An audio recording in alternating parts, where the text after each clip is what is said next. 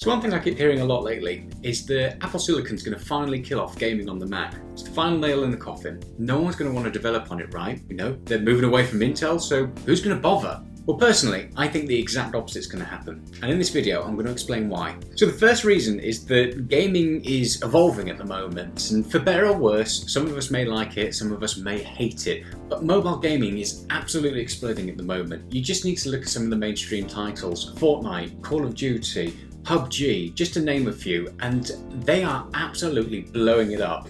Throw in the fact that we're starting to see other big name studios take notice. We're going to get a mobile version of Diablo, Apex Legends. There's loads of things coming across to mobile at the moment, so that sector is looking really healthy. Like I said, whether or not we like that, that's a completely different story. But gaming, unfortunately, or fortunately, depending on what side of the fence you sit on, is moving forward and it's changing, and mobile is taking front and center stage. So getting back to Apple, if you actually look at their hardware lineup, they have pretty much everything lined up at the moment. You've got your mobile devices for handheld, you've got your iPads for obviously more gaming on the go with a larger screen, Apple TV, and now the Mac as well. So when you look at their lineup from an outside perspective, actually they've got a lot of screens that they can get gaming onto. So think of it from a developer standpoint. You bring your new game over to the iPhone, the iPad, and the Apple TV. But now, more tempting than ever, is the fact that those games will work on the Mac. So I've been saying for a long time that Apple are just waiting for the right time to move into gaming full force, and right now feels like that perfect time.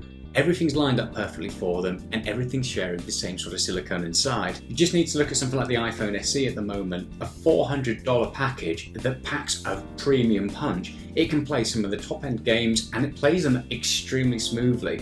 Just imagine taking that hardware that's in the iPhone SE and putting it into something like a Mac, and suddenly you get better heat control and all of that, and it becomes more efficient. And actually, it probably perform much better in terms of gaming than a lot of the MacBooks running on Intel right now. Considering the cost of that device and the hardware that's inside of it, that entry point into gaming on the Mac and on other devices is suddenly much lower and becomes a lot more tempting. And Apple have shown that they can do something pretty impressive with the iPhone SE. Basically, right now, Apple have all the hardware that they need to make this happen. And we all know that they've got the money behind them as well to, really tempt people across onto them. The fact that their software handles things like cloud saving in the background as well, you start playing on your Mac and then you finish up the game, you move across onto your iPhone and you pick up exactly where you left off.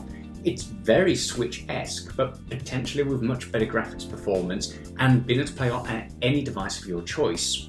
It's looking intriguing. Obviously, it's a pretty picture that I'm painting there, and it's something that they could have probably done previously, but there's always been that one missing piece of the puzzle, and that has been the Mac and the MacBooks. They just don't fit with that same architecture as all the other devices, so there's no unity there, which can be a bit of a problem. However, with Apple's recent announcement that they're moving across onto Apple Silicon, it's going to start sharing that same architecture with the iPhone and the iPad, which means bringing a game across to one of those devices will then start making it much easier to get it across onto all of the others. Recently, Apple have shown some pretty impressive signs that they are going to be moving across into gaming, or at least taking it more seriously. On iPadOS and iOS 13, they introduced the use of things like Xbox controllers and PlayStation controllers, which was a massive step forward from their awful MFI controllers. The other rumour that's floating around at the moment is that Apple are working on their own controller, which would be pretty interesting if it does come to fruition. I mean, can you imagine a controller that uses the same sort of pairing technique as something like the AirPods? You know what, that is an absolute dream and I would love it. It's probably going to cost me a kidney, but hell, I'd love to get my hands on something like that.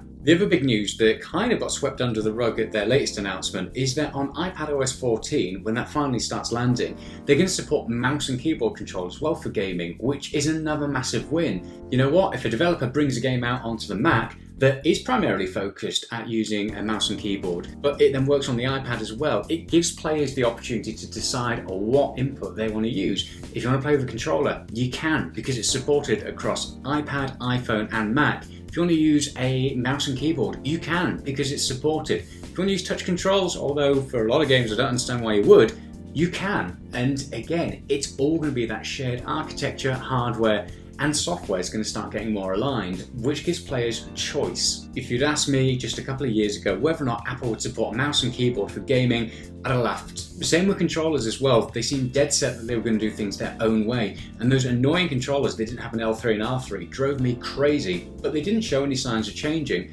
But recently, that is all up in the air, and Apple seem to be taking steps forward into giving players the hardware that they want to be able to play with. Another change that Apple made in recent years is the fact that Apple have opened up how people can develop for their titles. Previously, developers had to have a Mac or a MacBook, which obviously increased the cost of development for a lot of people out there, and given the relatively small user base for Apple Gaming, it just wasn't going to be something that anyone really took seriously. They've now opened it up so anybody just with a computer, it can be developed on Windows, can now develop games for Apple there, which makes a massive difference and opens up the floodgates to developers. So fingers crossed we'll start to see more developers jumping on board with bringing their games across onto Apple. So all of that's well and good, but what about performance? Now, we're currently in the process of doing an Apple Arcade review, so be sure to hit the like and subscribe button so you can catch that when it lands. Now, the reason I'm bringing that up is because I'm currently in the process of playing Beyond a Steel Sky, which I've been using on my iPhone, iPad, and on my MacBook. And the first thing that really struck me is how smoothly it plays on something like the iPad. Granted, it does heat up a bit, but it's not uncomfortable to play, and the iPad handles it really well. Now, I played it on my MacBook, which is the 16-inch and has a dedicated graphics card, and oh my, that thing got extremely hot. The fans spun up like mad, and performance started to take a hit. Now, the MacBook you would think would blow the iPad out of the water in terms of gaming, but actually my iPad handles it so much better, which kind of gives us a bit of a taster of what we'll be seeing in the future from something like Apple Silicon. If they can do that with a 2018 iPad Pro, imagine what they can do with some dedicated hardware that's going to be going into something like the Mac or the MacBook.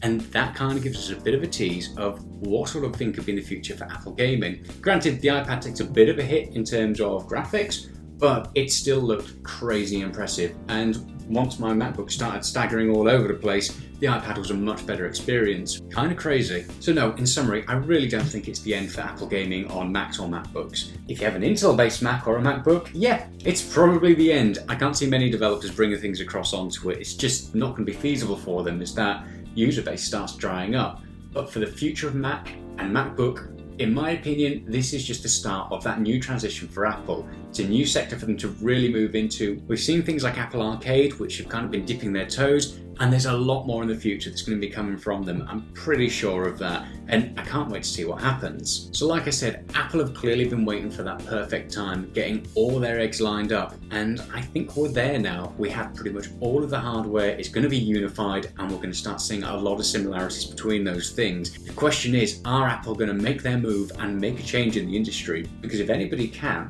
it's probably them. They have the money, they have the hardware, and cost of that hardware is starting to come down, especially on the budget end. Will we see a dedicated Apple console? Will the Apple TV potentially be upgraded to be a better home console? I guess only time will tell. So let us know your thoughts in the comments below. Do you think Apple are going to make that move? Do you think they're ready to? Let us know and we'll go from there. As always, make sure to hit the like and subscribe button. We've got some awesome content coming up. Like I mentioned, we'll be doing our Apple Arcade review in the near future and a couple of other crazy videos as well. So stay safe for now and we'll talk soon. Ta-ra!